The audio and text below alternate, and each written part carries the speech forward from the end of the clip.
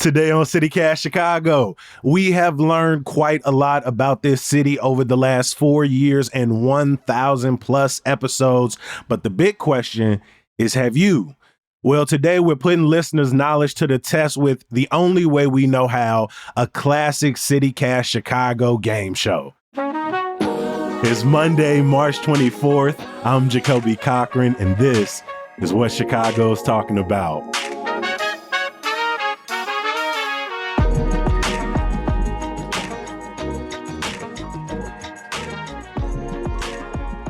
All week long, in honor of our 1,000th episode, we're celebrating 1,000 things we love about Chicago. Yes, we wrote an entire list. You can find it now on our website, chicago.citycast.fm. And when you do, make sure you show some special love to our sponsor, Navy Pier, which is on the list a couple different times, actually, which shows how much people across the city love them. To kick off this special week, we figured what better way to look back on all the different stories we've done than playing a little Simone Alicea quiz show. And today I am joined by some special guests, two members of CityCast Chicago. Olivia Wright, welcome to the show. Thank you. I'm happy to be here. We are so happy to have you with us. And we are also joined by Bradley Petrick. Welcome, Bradley. Nice to have you with us. Thank you for having me. So the reason we brought y'all on is because as CityCast members, you're among the listeners who, let's keep it real, y'all rock the hardest with us, maybe the longest. So first of all, we appreciate y'all giving us a little bit of y'all coin. It means a lot. I don't know about y'all, but I'm real stingy with my dollars. So thank y'all for sharing with us. Y'all are literally helping us build this, keep it going. But we also figure if you've listened to many of our 1,000 episodes, you probably know a little something about Chicago. How good do you think you're going to do at Chicago Trivia, Olivia? How closely have you been listening? How long have you been listening?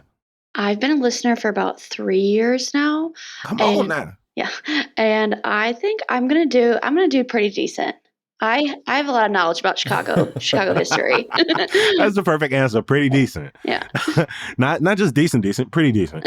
Bradley, how good you think you're gonna do at Chicago Trivia today? I think I'm gonna do pretty good. You know, I'm a trivia buff when it comes to the city. I love to learn everything about it. So I think I'm gonna do pretty well. But I do like a good challenge with Olivia's confidence. I'm gonna keep it real with y'all. Y'all both lucky that I'm not playing in a trivia game. We've got 5 categories. On your turn, you'll choose a category and you'll choose the easy mode question or the hard mode, basically. You want the easy question, you want the hard question. We'll eventually get through all of them, but the easy questions are worth 1 point. The hard questions are worth 5 points. If you answer the question correctly, you get the points. If you get it wrong, I'll let your opponent give it a shot, but, you know, just for the bragging rights, not for the points. We take that question off the board. We'll take turns, and at the end, we'll crown the ultimate CityCast Chicago Trivia Champion of 2025. To figure out who goes first, I have a strictly vibes-based question. I'm going to start with you, Olivia. What is the best sandwich in Chicago? This is purely subjective. I'm going to just pick my favorite from y'all two. Sure. I love a classic Mr. Submarine sandwich. What you get on your Mr. Sub? It's just like the classic with all the meats and the oil and lots of the oil and the lettuce. It's a good Chicago staple. I love a good Italian extra cheese. I love the way Mr. Sub and them do the stringy onions, the iceberg lettuce, the tomato. Yeah, that onion and season. That's a good first out the gate sandwich. A Mr. Sub. Bradley, over to you. Best sandwich in Chicago. Ooh, I'm going to go with less of a Chicago staple, actually. So Eden's one of my favorite restaurants in the city. And that Market Burger, I'm going to include a burger and a sandwich in this. So it might be a little controversial, but that Market Burger is amazing at Eden. You know, it's your standard cheese, pickle, onion, but it's an onion slaw, oven-dried tomatoes. It's got a Dijonnaise. It's really just hits that spot, that umami spot that you want out of a good burger. Come on, I love that you came in with the artisanal burger, talking about the umami. On this one, though, I'm going to give it to Olivia because the Mr. Sub it's so nostalgic. It just take me to a different place. But I am going to put this burger on my list of one of the things I need to try later this month. Well, I knew she was going to win. Hey, I'm a sucker for childhood memory. Same. Okay, Olivia, you going to go first. The categories are getting around, Chicago poetry, Chicago jingles, the Great Chicago Fire, Chicago politics. Which category you want to go? I'm going to go with Chicago politics. All right, so you're going with Chicago politics. You want easy or you want to go hard? Let's start out with easy. Let's start off with easy. All right, so true or false, Chicago has a city charter. Is that true or false? True. That is false, actually. Oh, because it's a true or dang. false, I'll just give you just straight up. The city charter is basically like a city constitution, and Chicago has never actually had one.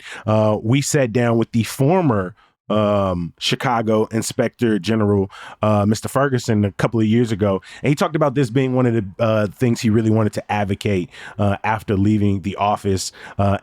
Folks say it would provide more transparency, clarify the responsibility of our city leaders better. And we also talked about this with a University of Chicago professor in 2023. Okay. So, Olivia, I appreciate you taking a stab at the first question. But Bradley, over to you. What category you want to go with? Getting around, poetry, jingles, fire, politics. Let's go jingles. Okay. Chicago jingles, you want easy, you want hard? Easy. All right. In 2022, we did an episode exploring why Chicago has some of the best commercial jingles around. Can you complete this jingle or tell me who it's for? Feel the warmth and luxury that you deserve. Andriana Furs, yeah. The thing I love about this jingle is that part people really remember, the feel the warmth and luxury, but it's not actually all of the lyrics. Do either of y'all know the full lyrics of the Andriana Furs jingle? I do not. I got you. Fashion, elegance, style, romance, Andriana Furs. Classic lines, bold designs, yours for a lifetime, Andriana Furs. That jingle was written by one of the co-owners and recorded by a group in Atlanta with the goal of marketing specifically to Black women. Andriana Furs is the city's top furrier, and they were recently in the news because they escaped a proposal to ban new fur sales in the city. So yeah, that is a classic Chicago jingle. Bradley, thank you for that one. You got 1 point on the board. Olivia, back over to you. Which category you want? Let's do getting around easy. All right, we're gonna go getting around easy. Now, this one of them ones that I be looking at Simone like, your definition of easy, mind you. But I'm gonna give you the multiple choice with this one. In our Essential Rules episode, executive producer Simone Ali said all Chicagoans should better know the city grid, which I was like, okay. At what intersection is the grid center or 0 point? Here are your options: North and Western, Roosevelt and State, Madison and State, or 47th and Indiana. I'm going to take a stab at this one and do 47th in Indiana. No, unfortunately, that is not the center point. Bradley, over to you. North and Western, Roosevelt and State, Madison and State, 47th and Indiana. It's Madison and State. It is Madison and State. Again, that's just for the vibes, not for the points, unless Simone want to change it up and be like, you know what? We're going to give you the point for that. But we got that one off of the board. And Bradley, we're going to stick with you for your next question. What category you want to go with? Let's go with fire. Let's go hard. Okay, we're going hard for Chicago Fire. The Great Chicago Fire burned over 3 days in October 1871. How many people were displaced and left homeless in the fire? I'll give you multiple choice. 100,000, 200,000, 300,000, or 400,000. Ooh. I'm going to go with 200,000. That is a very good guess. But it is the wrong guess, Bradley.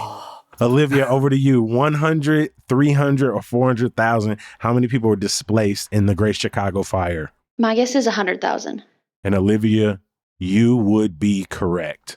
100,000 people were displaced, and about 300 people died, and about a third of the city lay in ruins at the time. But if you've ever been to the Chicago History Museum, they will quickly tell you it is one of the reasons Chicago rebuilt so quickly and rebuilt in a very cosmopolitan way, as architects from all over the world figured they had an opportunity to help this city reimagine and birth something new. And within 20 years, we're hosting a World Fair showing the city off. All right, let's keep things going. Olivia, we're going to stay with you. Category: jingles, poetry, fire, getting around, or politics? I'm going to go back to politics. All right, we're going to go Chicago politics, and all that's left on the board is the hard. So Chicago City Council is made up of 50 alders representing about 50 wards. About how many people does each alder represent? I'm going to give you multiple choice here. 256,000, 166,000, 85,000, or 54,000? I'm going to go with 256,000. That is a very big guess, Olivia. Unfortunately, it's too big. It's too big. That's a good guess, though. Bradley, 166,000, 85,000, 54,000. I'm going to go with 54,000. 54,000 would be right. Each Chicago alder represents just under that number. The ratio is much smaller than other major cities. LA, each city council member represents over 256,000. New York, it's over 166,000. Chicago's low ratio is one example of the way alders have historically acted as we all have called them mini mayors of their wards. You know what? We're going to start awarding half points on these hard questions. So 2 points for Olivia on the last one and 2 points for Bradley on this one. Before we jump into the quiz, let's get to know our guest. Olivia, how long have you lived in Chicago? And tell us one thing you love about the city. I have lived in Chicago for about 8 years now. And my favorite thing about Chicago is going on walks in like Lincoln Park near the North Pond and seeing all the little critters, the turtles and geese and everything. I love a good walk through the park. I think the podcast has done a great job over the last 4 years of really taking me further around the city. Like Lincoln Park, I feel like I only saw it in pictures. I didn't visit the zoo nearly as much. I hadn't walked through, and over the last 4 years, I've gotten to enjoy it. The zoo has been one of our sponsors. And so it's really gotten me out into neighborhoods across the city in a way that it's hard to put in words sometimes. Bradley, same question. How long have you lived in Chicago, and what's the one thing you love about the city?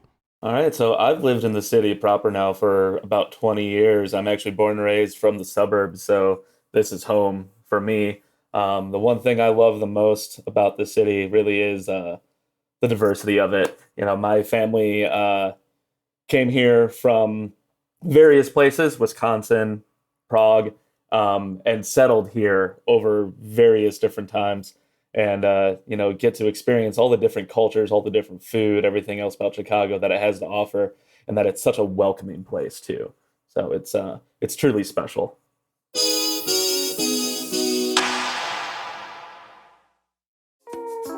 You know me, I've always got a book or two or three I'm either reading or suggesting. And you know we will always pull for the local independent Chicago bookstores.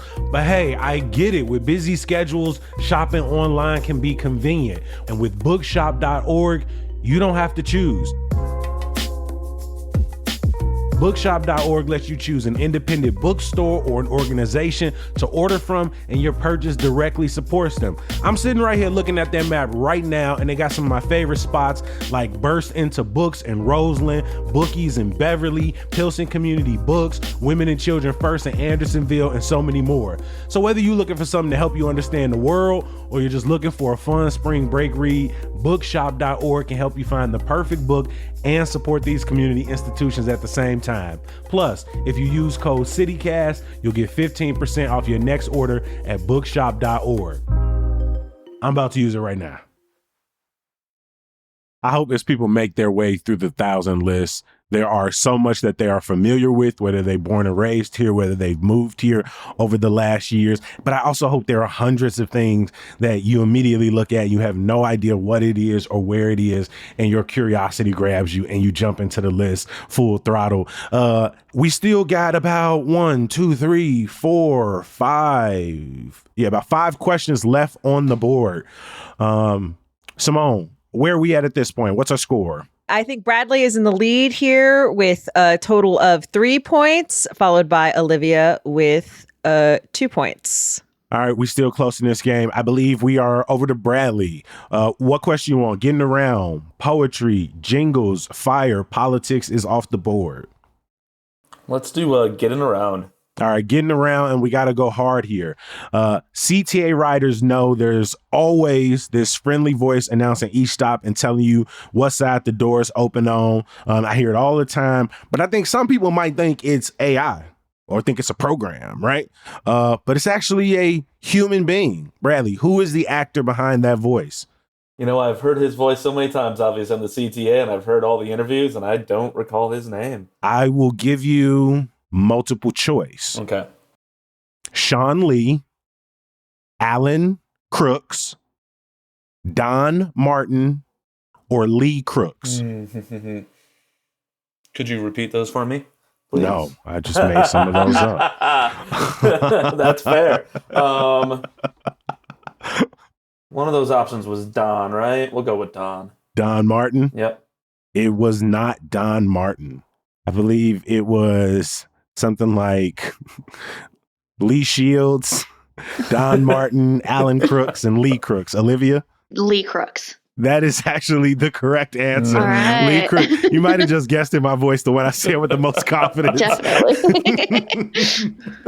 Either of you want to try your best impression of the CTA voice of direction?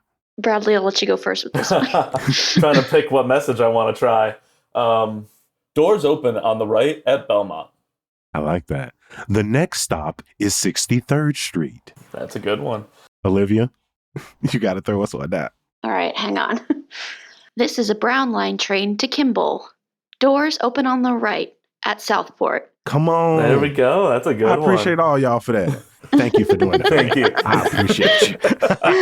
All right. So on that one, Olivia, you scored 2 points. I believe you also pulled into the lead with that one.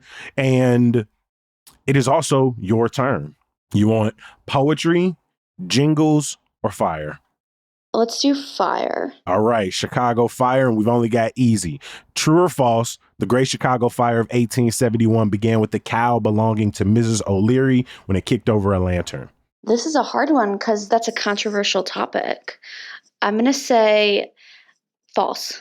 And you are correct. You're on the right side of history here. Back in 2021, we sat down with the Chicago History Museum at their exhibit on the Chicago Fire. It actually just closed earlier this year. The urban legend still pervades, even though the city council officially exonerated the cow and its owner in 1997. As it turns out, bias against Irish Catholic immigrants served as the scapegoat for a fire in a city that was in many ways built to burn. You know, even our streets were wood at the time. Shocking to immigrants in this city, causing people to scapegoat one particular group. Where have we heard that? All the time. We don't know what specifically started the fire. Some researchers think it might have been a horse cart driver who dropped a cigar in the barn. So, you know, maybe another animal to blame in this whole debacle.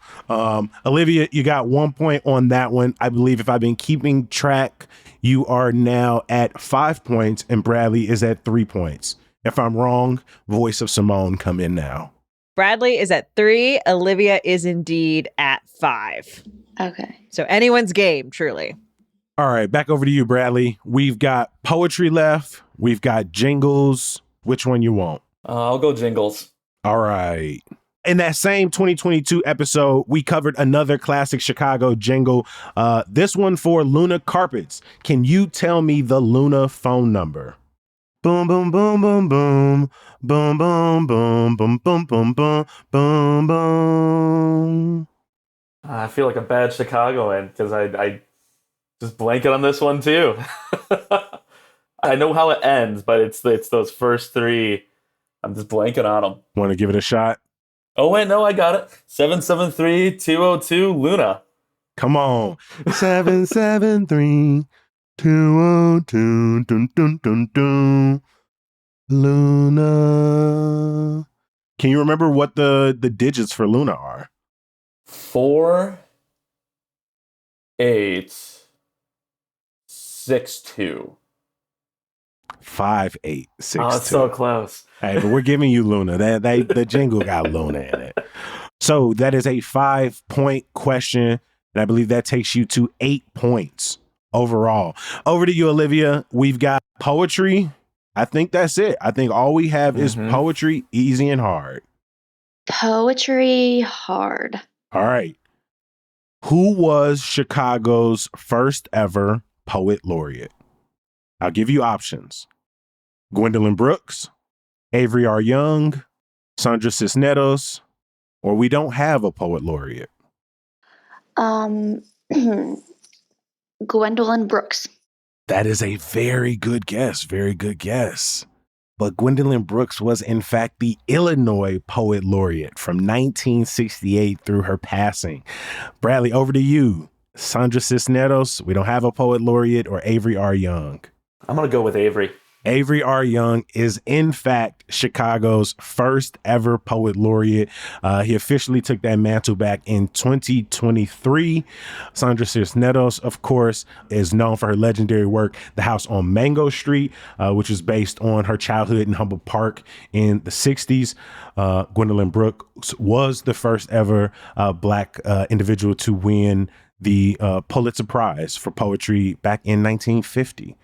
So Bradley, you got 2 points on that one. Bradley, the poetry question is, who wrote in 1914, hog butcher for the world, tool maker, stacker of wheat, player with railroads and the nation's freight handler, stormy, husky, brawling, city of big shoulders? I'm going to say I do not know. I do not know the answer to this one.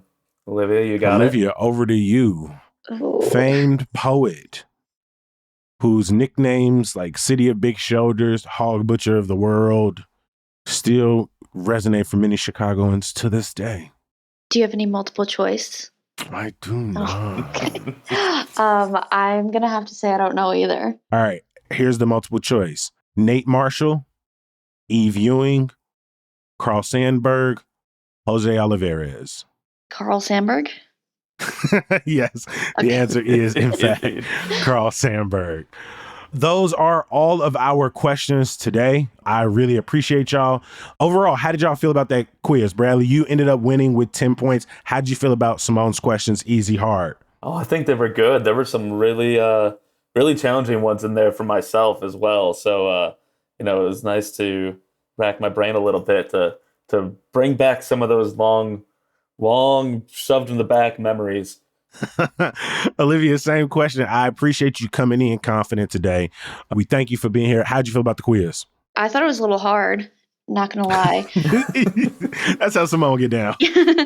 I'm glad Bradley took the jingle questions because I did not know any of those. Luckily, you both are going to get Hey Chicago mugs. So we're going to get those over to you. Before we get out of here, if y'all wouldn't mind indulging me, Olivia, why'd you become a CityCast Chicago member? I love your podcast. It's so personable. I especially love the newsletter. Listen to your voice every morning and feel like I know you guys. And I also just love supporting local journalism. Thank you so much. We really appreciate it. We are excited for the future of the CityCast Chicago podcast, the Hey Chicago newsletter. It means a lot that it's like breaking through, that you feel connected to it.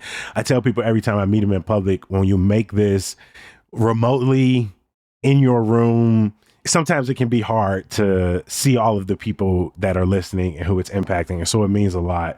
Bradley, same question. Why'd you become a member of CityCast Chicago? Oh, just like Olivia, love to support local journalism, especially upstarts when it comes to that. We're a city that's got some really great publications that have seen better days for some of them, and I want to see them continue to exist, but that also means there's space for some new takes, some new voices to come to the front, and CityCast is one of those. I've been listening since day one, and just always wanted to support what you guys are doing because it's so important to have a very community-oriented voice. And you both mentioned Chicago journalism, and as much as we love to round up and read all of the stories across the city, so all of our listeners who may not have the time don't have to, and how much we're adding our 2 cents and our commentary and doing our research, this podcast in so many ways over the last 4 years and 1,000 episodes, it's clear as day, wouldn't be possible without Chicago's robust,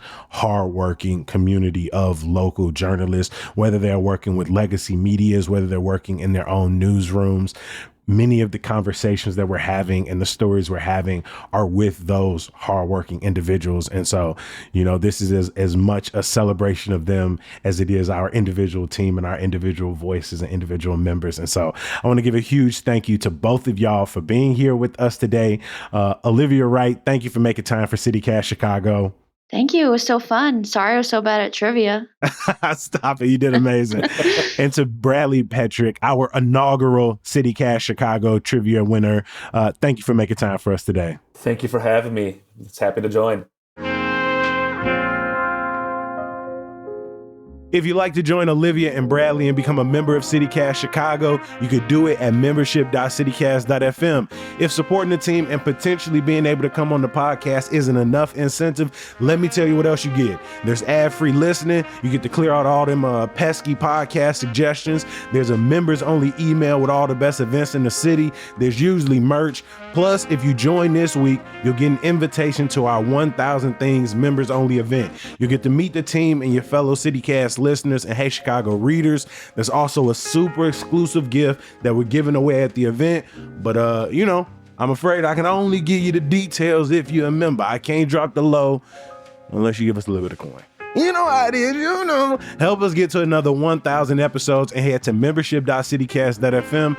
We really appreciate you. Thank you to everybody who's already joined. And honestly, to everybody who's just listening, we couldn't do this without you either. Make sure you head over to chicago.citycast.fm. We got so much amazing free stuff on the website as well. You can catch up on old podcast episodes, our latest articles, check out our events calendar. You can subscribe to our Hey Chicago newsletter. Something you're only get on the podcast, though.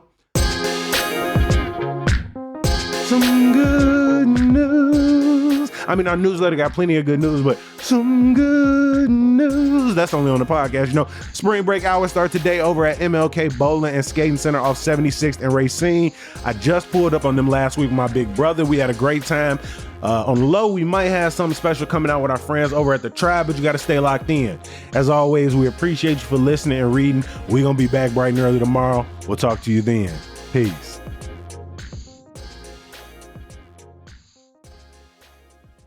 And in the words of our executive producer, Simone Alisea, that is an episode. Thank y'all so much. There it is. That's the whole thing.